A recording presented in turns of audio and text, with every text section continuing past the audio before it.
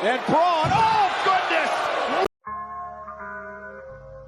If you come at the king, you best not miss. Acknowledge us.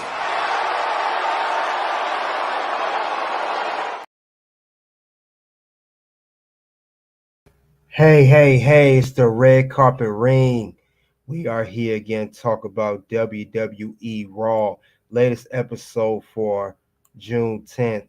And this episode will be about Drew McIntyre has the Judgment Day ban, Bron Breakker demolishes Ricochet, and of course, we're going to also talk about how the bonus round, stay tuned, is Ricochet going to AEW and why? Stay tuned, we're going to get into it. Let's talk about it before we begin. Let's see who came into the ring before we begin. We got Brutally Honest Goodbread, and we got CeeLo Myers. So salute to y'all. Thanks for you guys coming out, checking out the Raw review. We're gonna get into that. Let's talk about this episode. So we'll go over each most important parts. And there's so many parts to this Raw. Let's go over each one for that matter. So what we'll do is, in no particular order, let's talk about how Liv Morgan and Dom Mysterio, the saga continues with that. Let's talk about that. Dom and Liv, that's been going on for a while. I know she came back to the Dominic Mysterio locker room saying that she wants to see him and saying if you she said some very good things. She said, why deal with someone that you gotta call mommy, you gotta have a girl call you daddy. She's really trying her best to seduce Dominic Mysterio, get him the hotel key room. I know they've been searching for it all through the night. There was she left it on the table, Dom put it there, and they got in the Judgment Day was like, what's going on with this? And yada yada yada. It was just crazy. Very, very crazy. But this is getting very interesting, at least until when Rhea Ripley comes back into the fold. We know she's currently out with an injury, so she's gonna be out for quite some time still. But Liv is trying her best. She showed it here. Then she also showed in the match that it was 6-man tag. She was in a 6-man with Dominic Mysterio and the rest of the Judgment Day, which is Carlito and JD McDonough versus Braun Strowman, Dragon Lee, and his dad Rey Mysterio. Liv came out during that match, jumped on Dom, really been a thorn in his side. Every match he's involved in, she's popping out, and it caused them to lose the match to distraction. Braun Strowman and those guys got a win. So very, very interesting. Very, very interesting to see where this went. I like this whole saga, of course. It's definitely going somewhere very interesting. I know, too, that as well as that, it's crazy because all this stuff's going on with the Judgment Day, and it's just Liv just added more fuel to the fire. So it's definitely being interesting. It's definitely making things wilder and wilder and wilder. And it's just, man. But they said that this Raw has been, all the shows been sold out. They said too that this the 28th show sold out, the 42nd live event sold out. So Raw is keeping it coming with storylines. So I like where this is going. Expect Liv Morgan to be involved in the Damian Priest Drew McIntyre world title match at Clash at the Castle. Expect her to be there for Dom, distracting him, maybe even help Damian win or lose or retain the world title for that matter. She's going to continue to be a thorn in the Judgment Day side and continue to be distracted till, like Damian said backstage to Dom, handle it, and handle it. Because you could tell Damian, and the rest of the boys are getting real tired of it. They start getting real irritated with it. Every time you look up, it's something going on with these guys. Every time you look up, it's one thing after another with the Judgment Day. It's one thing after another involving the whole hotel key thing and everything. Just it's making them lose focus on what's important for Judgment Day, you know. So they have to definitely keep an eye on that because Liv is going to continue and continue and continue to be annoying until she gets her way. That's just how it's been going for Liv Morgan, and it's been that way ever since ever since she won the Women's World Championship from Becky Lynch. So it's crazy. Also the whole hotel room key, they're trying to find out that saga who has it because they was looking for it at one point in the night. They're like, what happened to it? Who took it? Who has it? Because it showed Finn Balor had it, which I thought was interesting. They think the finger is pointing towards Finn Balor having that hotel key. That's what it's showing, and that's interesting because we saw that here. Judgment Day was arguing about it. Who has the hotel key? So definitely, it's going to be something that's going to be crazy. Um, they're tired of Liv. She's popping up in a backstage, and they just want it over with. See who came in. Uncle Jackie, salute to you. Appreciate you coming out, man. But yeah, this is a very good storyline that's going to continue to go on and on until like Damian said, Dom got to shut it down. Only the best way Dom know how to shut it down. He got to shut that whole thing down, or it's going to continue to get worse and worse, which I think is where it's headed to. So definitely, only time will tell what's going to happen next. Let's move on for the next part of Monday Night Raw. Another part of Monday Night Raw. Before we get to other one matches, let's see. We do have as well. I'm sorry. Kaiser. Kaiser is making claim for Money in the Bank. And also, question is he a serious will this be a serious single run for Louis Kaiser? Because we know he made claims about defeating Sheamus last week. He made claims saying that he took out, he had that whole great promo, by the way. He was talking about how he eliminated Kofi. He talked how he eliminated his old partner, which is Giovanni. Supposed to be on SmackDown. We haven't seen him yet. They still looking for him. He talked about all that stuff, and he's making his claim to be for Money in the Bank. And then we have Sheamus. He talked to Drew McIntyre. He already mentioned anything about Kaiser, but Kaiser defeating Sheamus last week was the biggest win of his career. The question is he going to be taken seriously to even have a singles run? Or is he just being used to put someone else over? Maybe Gunther to become a babyface, maybe to put over another star, or maybe he's just there, to create a new alliance with the feud against Gunther. It could be a number of things. But Kaiser, he had a great promo of that, talking his claim. King Group, salute to you. But yeah, so that was a good part of Monday Night Raw. Another part we'll go into Jade and Bianca, the WWE Women's Tag Team scene. This scene's getting very, very hot right now, to say the least. You got Bianca and Jade, who's been holding the belt since Backlash. Not only you have Alba Fry and Isla Dawn chasing her, then of course you already got Zoe and Shayna chasing her, and already made the match at Clash at the Castle for a triple threat for the WWE Women's Tag Team Championships. Now on Monday Night Raw, it was a match against Shayna and Zoe versus Alba Fry and Isla Dawn, and as you see in the last still, the team of Shayna and Zoe won. Shayna choked out and tapped out Alba Fry, and then even after the match was over, they was trying to get her off her, but to no avail. And Jade and Bianca's watching very closely. So this is very, very, very, very interesting to see what is going on with the women's tag team belts. We know that Jade and Bianca are dominant. We know that they can hold their own, and they're great chemistry and a great tag team nonetheless. But they needed serious contenders, and I said that before. Now we have those contenders in Zoe and Shayna. Then you can add Alba Fry and Isla Dawn to the mix as well.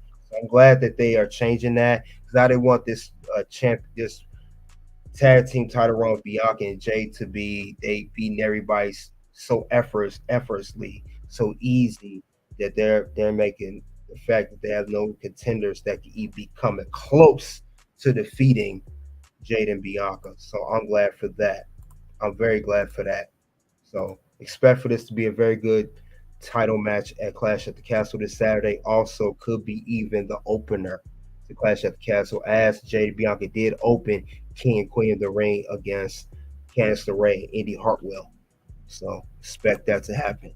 Let's see what else happened on Monday Night Raw. So many things happened on this episode here. Like and subscribe as you come in. Also, I won't be on much longer, a few more minutes before you come to YouTube. Make sure you like, subscribe. I'm giving you good post show recap of Monday Night Raw for June 10th. So let's see what else happened on Monday Night Raw. For that matter, oh, here we go. We got Io Sky versus Lyra Valkyria. We know Lyra Valkyria was attacked last week by Io Sky. I know Lyra Valkyria has said an announcement she wanted to go for the Women's Money in the Bank. She was inspired by Jey Uso's promo last week.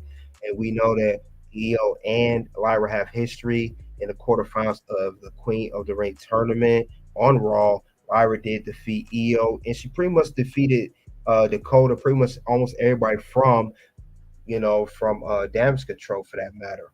So we're glad for that. But this time things were different. As Lyra was going for the dub, she was about to close in on getting her win on Io again. 1, 2, 3, Dakota Kai here was holding her hair, which caused her not to get the win. And Lyra went back. She drop kicked both Kyrie and Dakota. And then Io, took advantage of that, saw that Lyra was distracted, hit a finisher. 1, 2, 3. Io got the win. They tried to jump her afterwards. Then we know that Becky Lynch was aligned with Lyra Valkyria, with Becky being out, taking an extended vacation after losing Women's World title. She needs some new allies. And next we have Kaden Carter and Katana Chance coming out. So they made it even. And once Damage Control saw this, they kindly stepped out the ring. Then backstage here, Io said, things need to change. Trying to speak like Io Sky. And the point I'm making, the reason I said that, is this a sign that we are going to get possibly Io Sky turning babyface? That's what it seemed like it's going. It seems like she's going to turn to a babyface, or Damage Control was just going to end as a stable together. Let's be honest here. Damage Control has not been red hot, has not been the same since Bayley was a part of that group. And since Bayley was the leader and she defeated Io at WrestleMania for the Women's Championship, it's pretty much died down with Damage Control. And then Asuka recently with this injury made it worse. And then her and Asuka and Kairi Sane recently losing the tag team belts to Bianca and Jade. There's really no use to this stable anymore, and it's pretty much over, and that is undisputed. And that is undisputed. That is the end of that. It's not a bad thing. I think Damage Control just ran its course. It's time for all three members to move on. Io could be a babyface. Kairi can do her own thing, or maybe stay with Io, and Dakota Kai go off on her own. They've been together since 2022 SummerSlam, when Bayley, came during the Bianca and Becky match at SummerSlam. Let's end that right there. There's nothing else more they can do with this stable. It's a wrap. It is a wrap. So let's end that.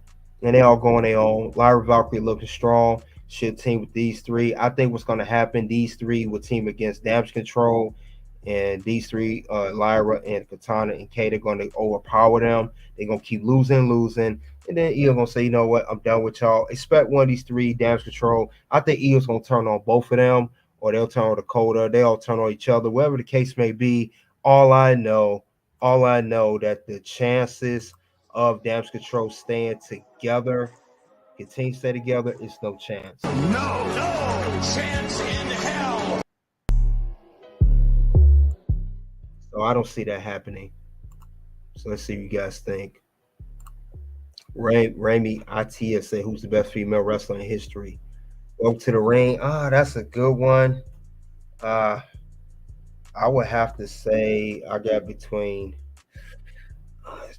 would say it's a line between maybe Trish Stratus, maybe Asuka.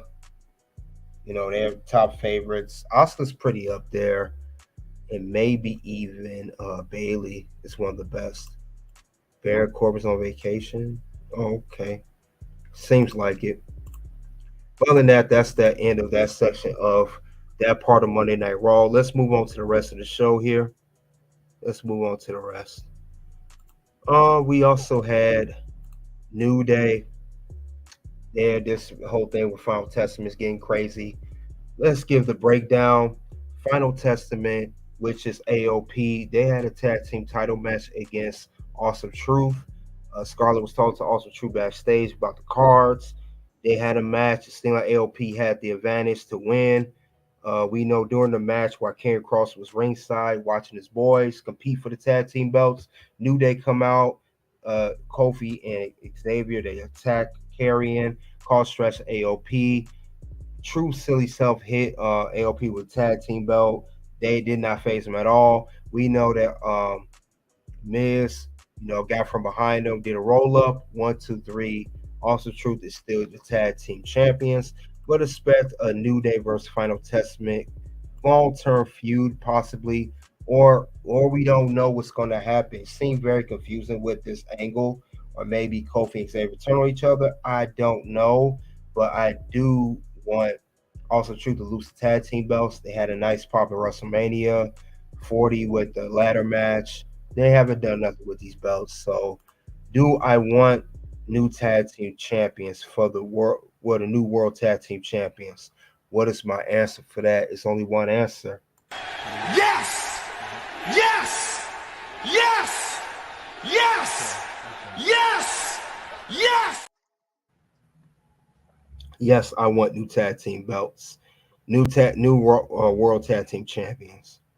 But we'll see what happens later on. Yeah, they are a joke.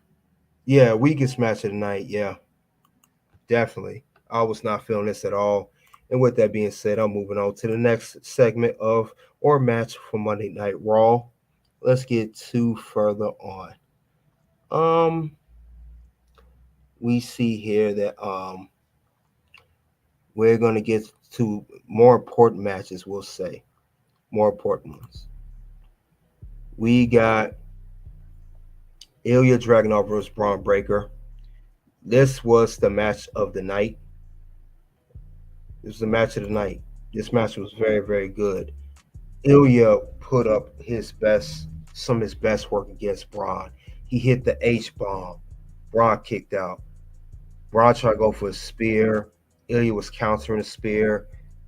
I like the spot where this was the game changer in the match, where we got Ilya got hit on the ribs on the announce table. And Braun, oh goodness, ribs first. When that happened, that shifted the whole match. I liked how Braun worked on the ribs of Ilya Dragunov, made Dragunov weak. And then I like how Braun hit spears. I like here where also that it was hard. Braun was making it tough for Ilya, but Ilya was able to pull off the suplexes on him during the match. So that right there, I've got to give it. This was an awesome, very, very awesome part of the match. I got to give it to them. This was a great, great part of the match. And I'm awesome! And this match was awesome, 5-star, no doubt. But also, not just that during the match, I like how Bron got a good, he's so fast with the spear. And he said he got the fastest spear in the business. That's what his angle is. He hit a good spear outside of the ring as well as that getting Ilya in the rib cage. Turning on the speed jets and just plowing through, bulldozing. And at the end of the day, Bron, he hit another spear inside the ring. He went through the ropes and he got Ilya 1, 2, 3. And Bron defeats Ilya Dragunov. This was a great match, great build up. Then later on, we got Ricochet. He came out to attack Bron, and then we already know where it went. We already know where it went after that. It went crazy. Then next thing we know, not only he defeated Ilya, he took him out afterwards. We also know that Bron seriously not only gave Ilya that work, he gave Ricochet that work too. And this was end up writing Ricochet off television. It wrote him off. It definitely wrote him off. It wrote the man off television. And not only did that, this is the end of Ricochet, which I'll get more to in the bonus round. He took him, he shattered him through the car window, did the a bulldog slam through it. And then also we got Samantha Irvin concerned going backstage. He threw Ricochet off the trailer. It was just wow. So this will be explained more about it. This is what the bonus round's about. Stick around for that. But this is a this is making Bron, he just demolished Ricochet. Bron Breakker demolished not only Ilya winning that match, but he took out Ricochet like no other. So very good build up for Ricochet, sending him off, and also Bron Breakker as he continues to climb up the ladders on Monday Night Raw. And this is all because he was not in the King of the Ring tournament. This is where all the anger frustration came from. So Bron, he got a point to prove. So later on, we also had this too, the whole Chad Gable and Otis. Otis had a match against he had a match against Sami Zayn. You know, that was advertised, and Sami Zayn ended up winning. Now, but Sami Zayn couldn't enjoy the celebration of the win for long. We know that Chad Gable came out. He kept slapping Otis, same old thing. You know, not just being so mean to Otis. So mean to Otis. But Otis came out and gave Sammy some work there. He really gave him some work. This was an episode of people getting work today. Just episode of that. That's all we saw. You're about to get that work, son. So yeah, he got him with the slam again. May seem, even though Otis had apologized to Sammy over and over, I'm sorry, but you know what you was doing, Otis. You know what you was doing, Otis. You know you're not slick. You know what you did, Otis. I didn't know that. You know what you did. I know what you're talking about. I fair and square. You know what you're a legend, man. You know what you did, Otis. You really weren't sorry. But this would be also a key for the Intercontinental Championship match between Chad and Sami Zayn. So Otis will be a key factor, and I still got my money on Chad Gable walking out of Clash at the Castle, your new Intercontinental Champion. So this was going to be crazy. Yep, Jack Perry spot. Oh, you talking about the car. We are looking at Mr. Money to Bay, Bron Breakker. Yep, absolutely. But yeah, this was a good part of Monday Night Raw as well. So I like this segment as well. Also, we had a main event. The main event was Drew McIntyre versus Finn Balor, as stated earlier on Raw. If Drew McIntyre could defeat Finn Balor, then Damian Priest made the stipulation that Judgement Day would be banned from ringside at Clash at the Castle during the championship world title match against himself, Damian Priest, champion, the world champion, versus Drew McIntyre, the challenger, at Clash at the Castle.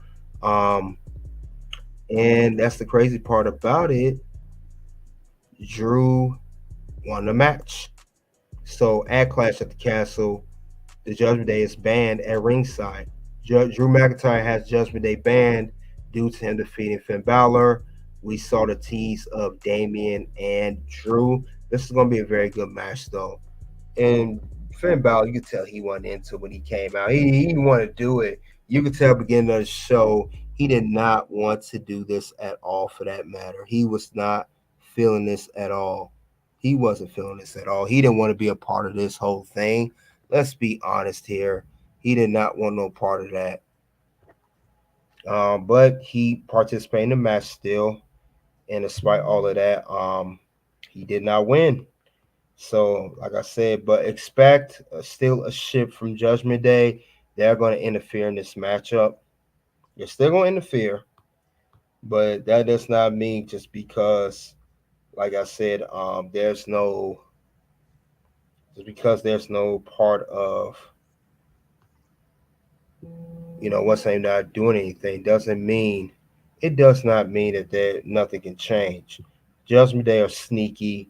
They're going to try every trick in the book to make sure they get involved in the match, and they're going to make sure they're going to try their best to have Damian at least intentionally make sure he still walks out of the Clash at the Castle, still your world heavyweight champion. Like I said, Finn Balor was not feeling this at all. You can't tell me that he was. He did not want to be a part of this match. You could tell by the look on his face during the match. He didn't want no part of that at all. He just didn't. He didn't want no part of it. He wanted out of it. He didn't want to deal with it.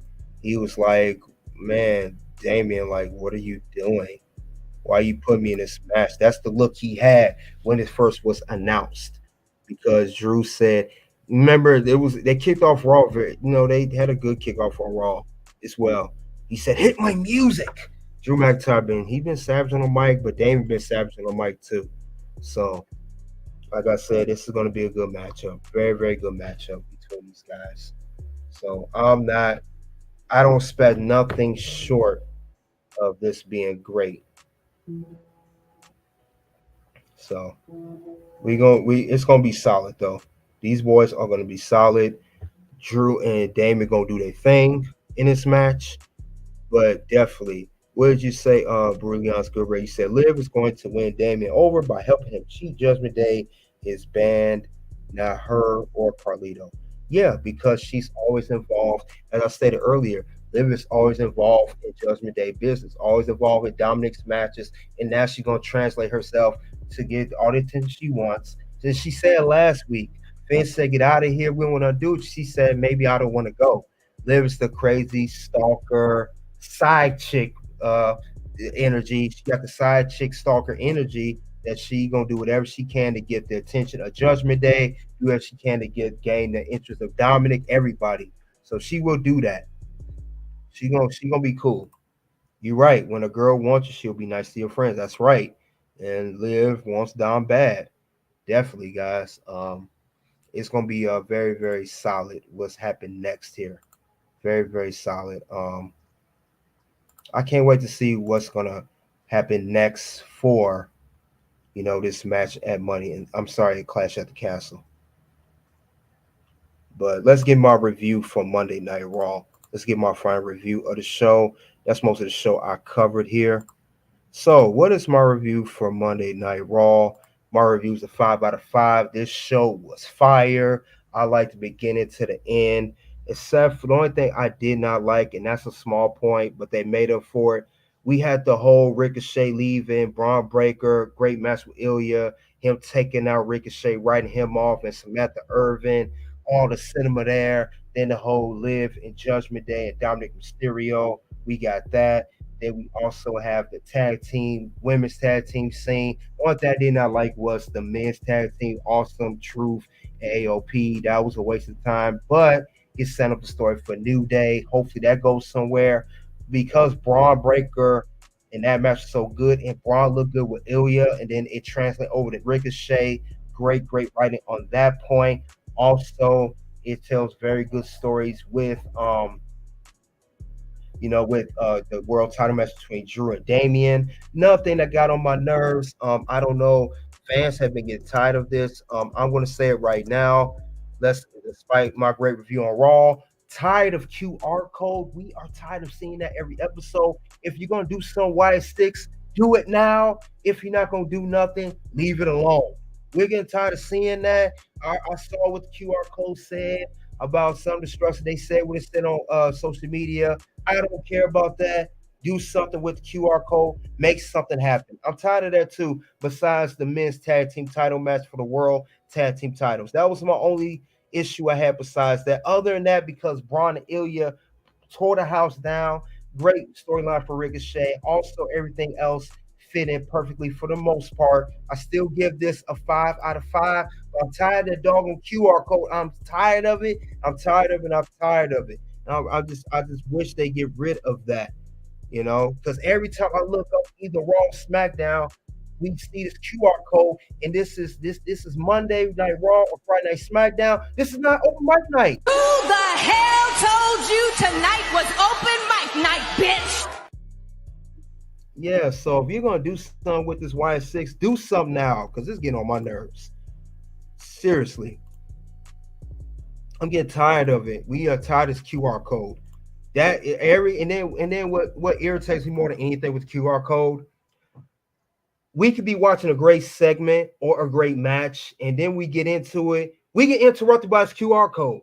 That's what I'm tired of, because it's interrupting what I'm enjoying. Whether it's a match or segment, don't matter. It ain't just one show. It's both shows. It's Raw and SmackDown. So let's get rid of that.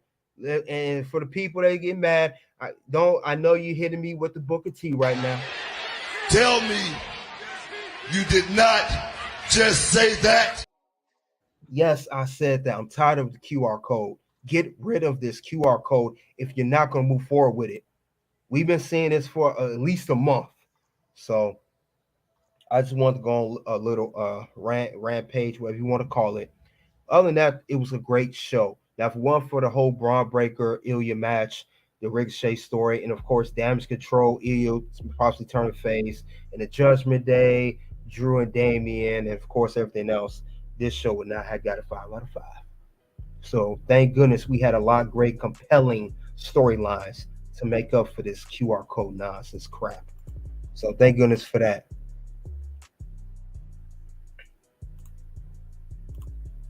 You said, Priest, bro, we are getting very bored playing social media egg hunt. Yeah, we tired of that. Sick of it.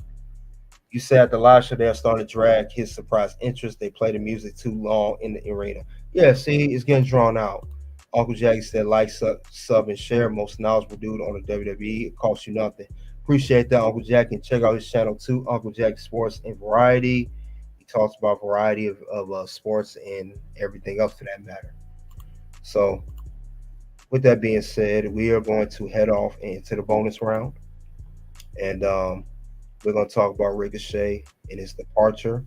So let's get to that shortly. I will have that up for you guys. Give me 1 second, guys. We're going to get that going.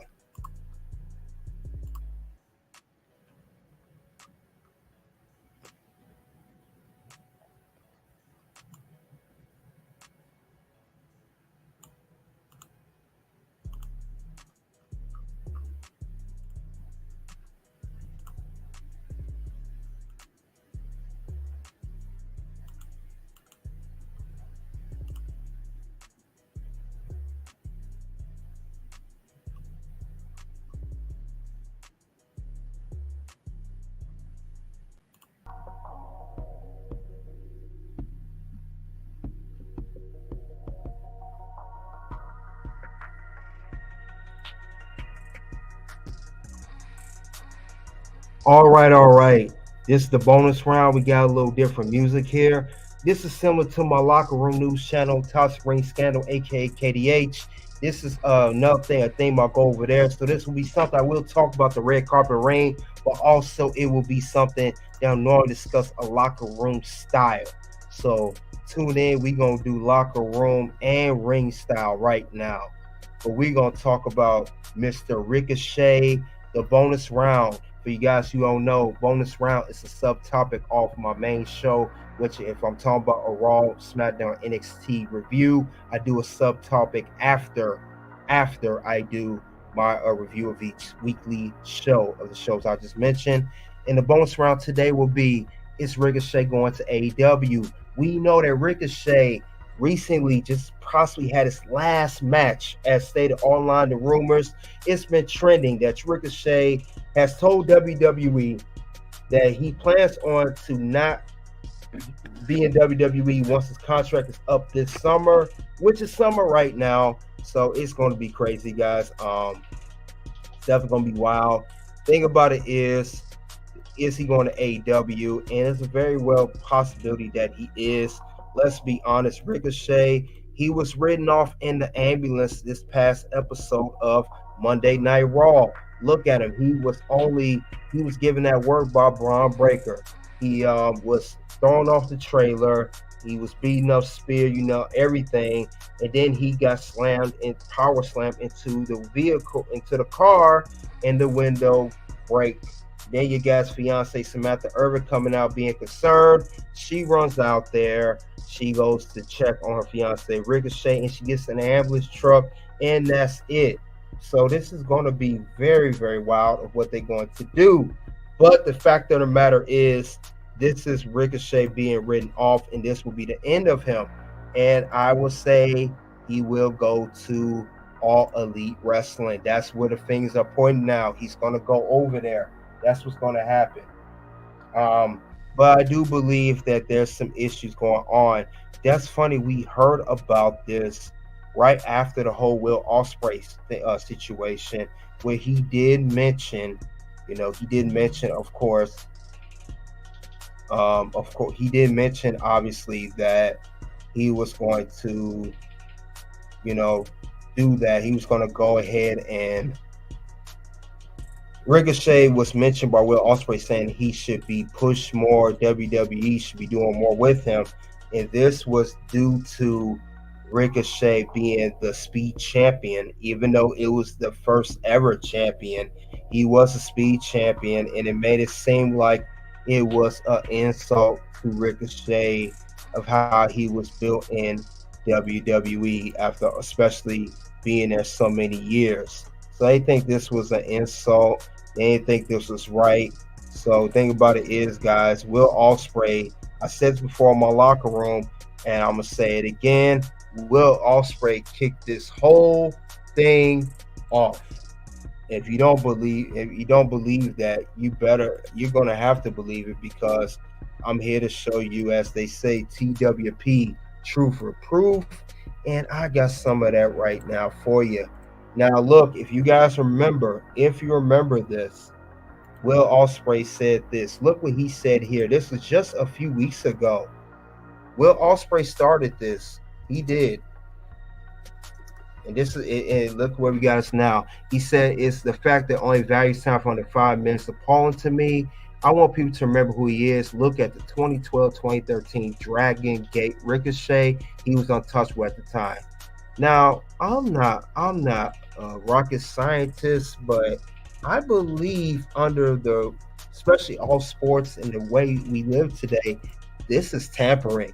You're not supposed to talk to talents and say subliminal things like this while they're in the middle of a contract negotiation or before the contract expires. I believe Will Ospreay, this tampering. And with that being said, Will Ospreay, in the words of the great Rey Mysterio, you know what you did. I didn't know that. You know what you did. I know what you're talking about. I was fair and square. You know what you're a legend, Ray. You know what you did, Will, and it jump started everything. And then next thing I know, we hear all these rumors that Ricochet wants to leave WWE, and then he's not gonna. Once contract expire, he's out. And we know that Ricochet and Will have history. They have wrestled against each other in New Japan in the indie scene many, many years ago. That's a younger Ricochet when he had what's left of his hair. That's how we know that he knows Will, and a younger Will Ospreay. So we know that there's definitely some funny business going on with that organization called All Elite Wrestling, as I would call it, All Empty Wrestling. So, because it's empty. But yeah, they should be charged with tampering, no doubt about it. But yeah, this is not cool. With that being said, but despite all of that, I still see the fingers pointing towards Ricochet going to AEW. Also, he's not the only one that said this as well. If you guys know, it was also said that maybe, possibly, not only he says something, but Swerve Strickland said something too, and this is towards Ricochet. And this was just, I think, a day or two ago. This is what Swerve had to say. Swerve said, "You coming here, I'm giving you hell." And this is credit to Ringside Ross for putting this out. This was on his X account.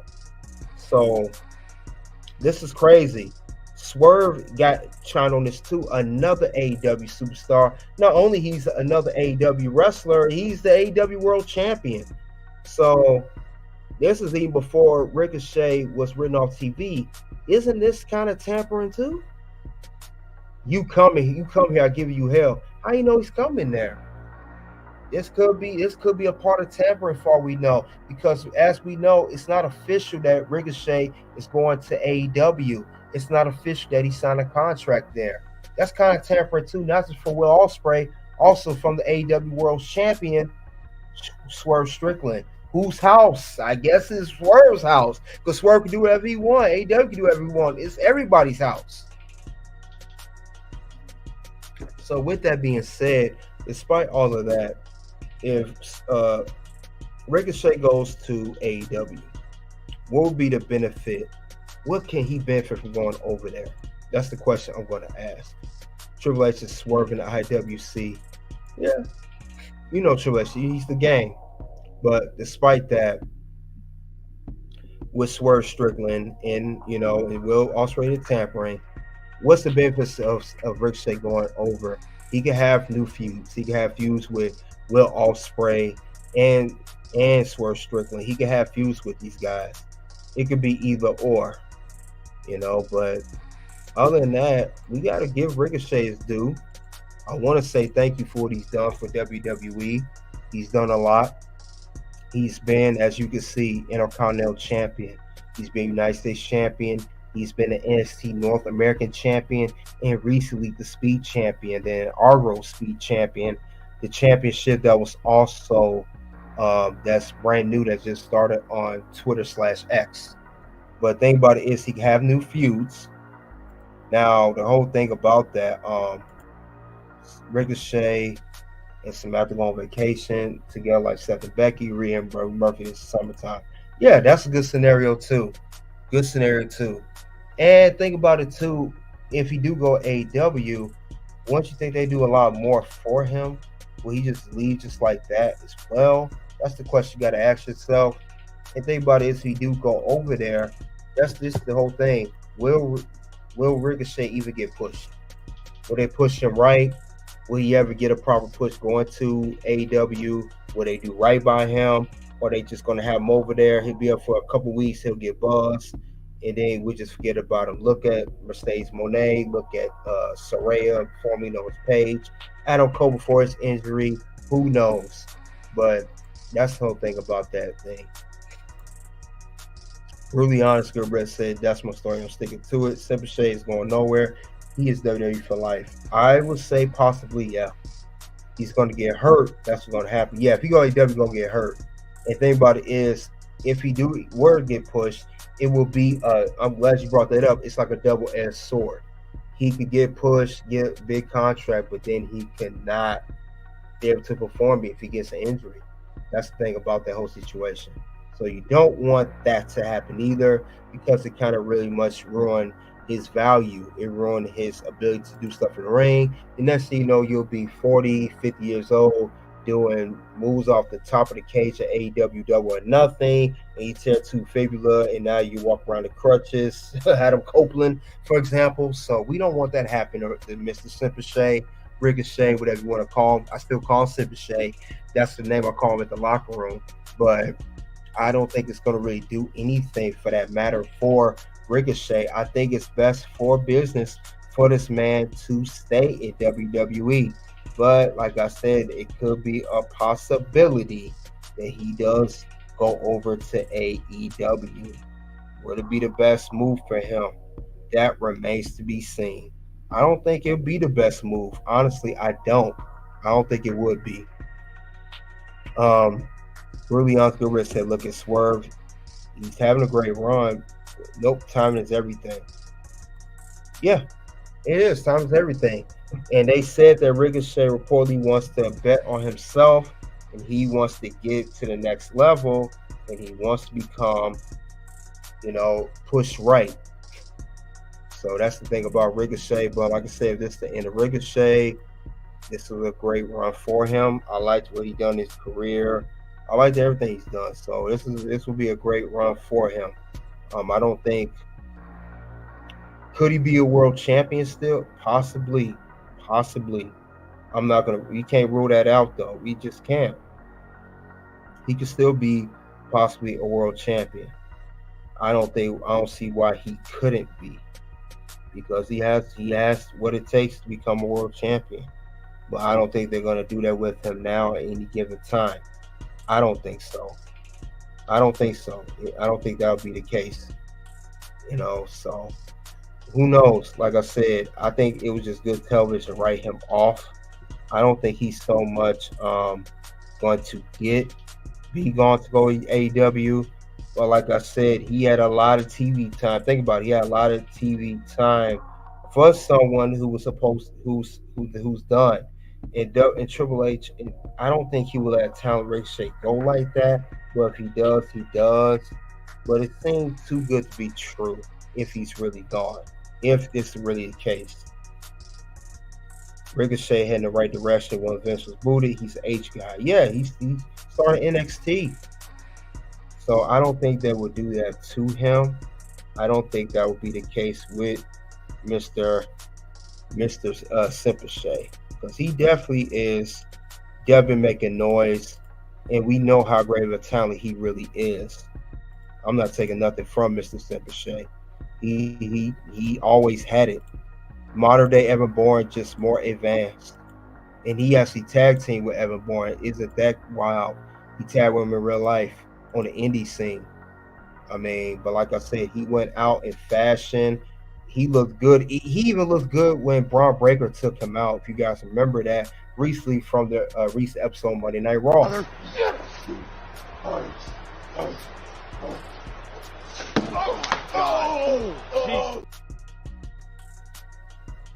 So yeah, Ricochet definitely looked good in there, and I don't think WWE will make him look that strong despite leaving. So he could very well be staying with the WWE, and maybe Triple H is swerving us. Maybe he is pulling our leg. Maybe he is playing around with the IWC, got us on our toes. If he is, great job, Triple H, and you are the game, and you definitely that good. Because I am that damn good. So yes, guys. Like I said, those are the reason he could go to AEW, but it's very good. Could be very well reasoned that he stays with WWE. I don't think he necessarily have to go to AEW, but you never know. They say in wrestling, never say never, right? But that's the way I see it. Other than that, guys, that's all I have regarding the whole is Ricochet going to AEW and why. I also talked about the Raw review. Drew McIntyre has the Judgment Day ban. Bron Breakker demolishes Ricochet. So definitely, guys, thank you. Definitely something looking forward to. And also check out my other channel, which is Toxic Ring Scandal. Definitely talk about good topics over there. This is more of a base of locker room, but definitely had no problem. I've done simulcasts on both channels before. So definitely, guys, I appreciate that. Soon, 2 videos will pop up for Red Carpet Ring, top matches for NXT Battleground 2024. Next video, NXT Battleground 2024 undercard matches. So until then, it is OUC.